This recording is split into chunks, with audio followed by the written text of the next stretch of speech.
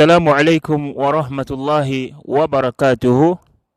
الحمد لله رب العالمين، وأصلي وأسلم على المبعوث رحمة للعالمين وعلى آله وأصحابه ومن والاه وبعد.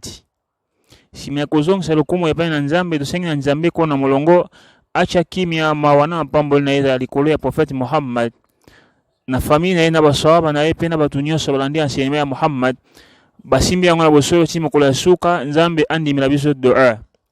Ndeto zako rapele pa na bino kelele zali mukolo ya jeudi ndenge tulobaki na mukolo eleki ke zali mukolo munene oyo sengeni na batu kosala jeune pamba te zalaki moko parmi babizaleli ya Prophet Muhammadun sallallahu alayhi wa sallam. Nde lobi zali mukolo ya vendredi, mukolo malamu, mukolo munene oyo Prophet Muhammadun sallallahu alayhi wa sallam alobina malobana ye khayru yawmin tala'at alayhi shamsu yawmul jumu'ah fihi khuliqa adam wa fihi udkhila aljanna wa fihi ukhrija minha wa la taqumu as-sa'atu illa fi al-yawm al-jumu'ah. Naam, Prophet Muhammad sallallahu alayhi wa sallam alobi mukolo ya malamu ya yambo oyo moyi bandai komata ezalaki mukolo ya vendredi. Mukolo ya vendredi nde mukolo nzambe akelaki Adam. Mukolo ya vendredi nde mukolo oyo nzambe akotaki na kati na paradis. Mukolo ya vendredi nde mukolo nzambe abimisaki na kati na paradis.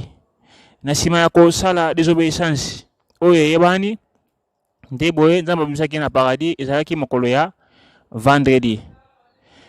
Na Prophet Muhammad sallallahu alayhi wa sallam a continué koloba ete wala taqumu as-sa'atu illa fi al-yawm al-jumu'ah. Mukolo suka ikoleka te sanke ezala kaka na mukolo oyo ya vendredi. Naam, mukolo oyo za mukolo munene, mukolo ya vendredi. Na malobana ye mususu a continué na koyebisa biso fa inna min afdali ayyamikum yawm al-jumu'ah. Ya solo na kati ya mikolo na bino oyo ezali na semaine oyo ezali malamu mingi koleka mikolo nyonso na semaine ezali nde mokolo ya vendredi. Fa aksiru alayya minas salati fihi, fa aksiru alayya minas salati fihi, bosengela ngai mingi epai na kolo nzambe na mokolo oyo ya vendredi. Naam, nde oyo tongito tire lisusu ya malamu mingi na kati awa ko sengela Prophet Muhammadun sallallahu alayhi wa sallam na mokolo oyo ya vendredi, mokolo ya lobi na sima yako profiter na bolamu oyo ezwami na mokolo ya vendredi bobosa na pete ko sengela Prophet Muhammad sallallahu alayhi wa sallam mingi epai na kolo nzambe.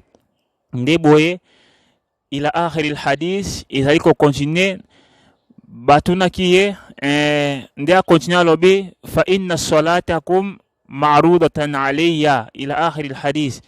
Alobi ya solo lo sambo o bino bozali ko sengela ngai epai na nzambe ekokoma epai na ngai.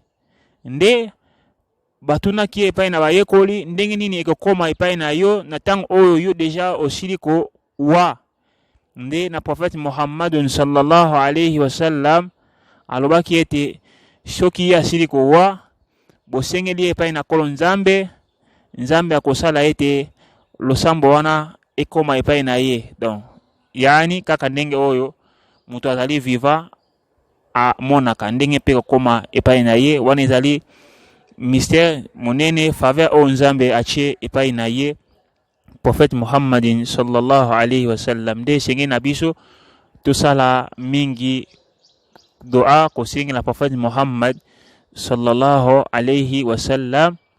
Allahumma salli ala Muhammadin wa ala ali Muhammadin